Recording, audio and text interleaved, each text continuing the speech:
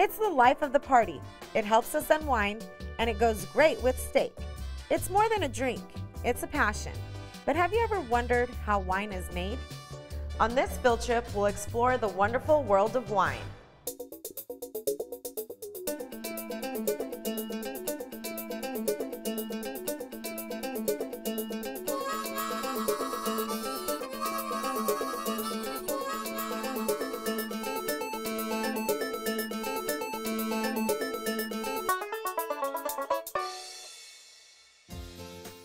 Field Trip is made possible by Cooperative Extension Service at New Mexico State University and by contributions from viewers like you.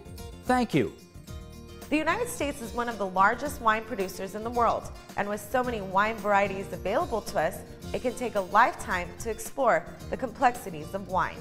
Winemaking is an intricate process that involves highly skilled people who grow the grapes, process them, and make wine.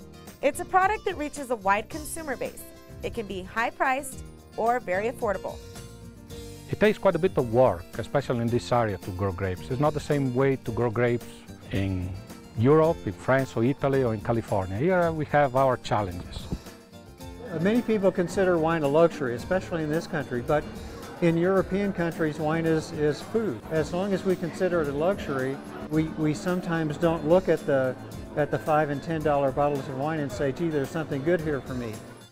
I enjoy the ability to relax and have a glass of wine after dinner or after a long, hard day at work. For me, wine is a lot about the flavor, the variety of wines. It really is a wonderful way to meet people, enjoy wines and some good food with it. It's the best way to spend an afternoon or an evening.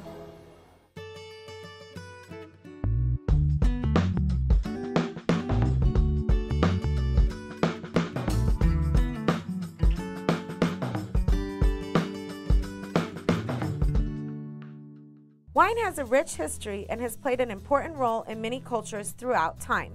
Today, it continues to be used in religious ceremony, celebration, and in the culinary world. In the United States, Americans are drinking more wine than ever before. With so many varieties available, there's a wine to suit everyone's taste. Well, we like to say that New Mexico was the first place in the United States that grew grapes. To technically be correct, we are the first place that had Vitis vinifera, which is the European wine grape, planted. This happened in 1629 in Little Mission. The Spanish crown at various times promoted or discouraged people in the new colonies to grow grapes. The allotment for a friar was 3 gallons of wine to have for 2 years for sacramental and personal use. Now 3 gallons of wine for some people isn't enough to make it to the 31st of January. So they had to find alternative sources of supply. And thus grape growing started. After World War II, the wine industry in the United States really began to take off because people came back from Europe where wine was much more common and wanted the same things here in wine, and so an industry developed. The most important, perhaps, event is chronicled in a book called The Revolution of 1976, in which a competition was held in Paris, in France, comparing French wines and California wines. And to the great surprise of the French and no surprise to the Californians, the California wines won more prizes than the French did. And that was a major turning point for the American U.S. wine industry. It really got the attention not only of the French, but of the rest of the world. And when that happened, wine making and wine production just mushroomed in this country. And we're still seeing it growing and expanding hugely. In fact, every state in the United States, including Hawaii and Alaska, has wineries. Wine is produced. So it's become a very, very important economic product, agricultural product, but also gastronomic product.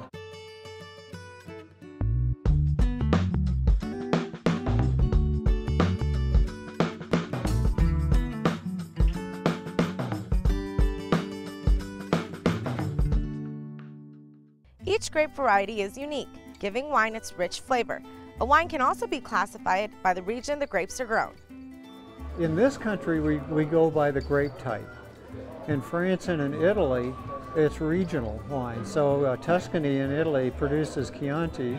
You know, Chianti is not the name of a grape, it's the name of a type of wine. So in France and in many of the European countries, they go by something other than the grape. We had very high quality grapes in this area, and the reason is because we have a lot of difference in temperature between night and day, especially during the summertime, and that increases a lot the quality. We can reach easily 95 degrees or even higher during the day during the summer, but then during the night we had the desert effect and the temperature dropped to 60 degrees right away. Here in New Mexico, we don't have as much disease problem as they do in other parts of the country. It's because we have a drier climate here.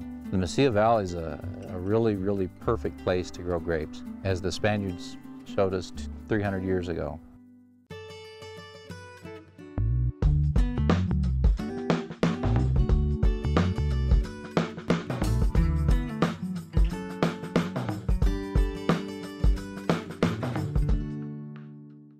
Viticulture is the process, study, and science of growing grapes. It's a craft that requires attention to detail and a lot of patience. In the vineyard, we have to prune every spring. All the old canes have to be pulled out, and you have to prune them to get ready for the new growth of that year. The objective is to leave 2 or 3 nodes, so that those are the portion where the new canes will shoot from. And so you actually have to come through and cut most everything off of the main cordon, and here in just a little bit, it's going to be nothing left, except for just a little cordon and some little bitty tiny spurs. And off of those spurs, we'll shoot new canes.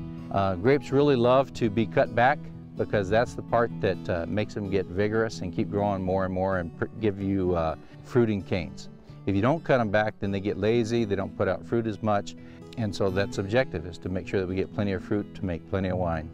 Today we're pruning for 2 reasons. Number 1 is to cut the plants back so that we get the grapes.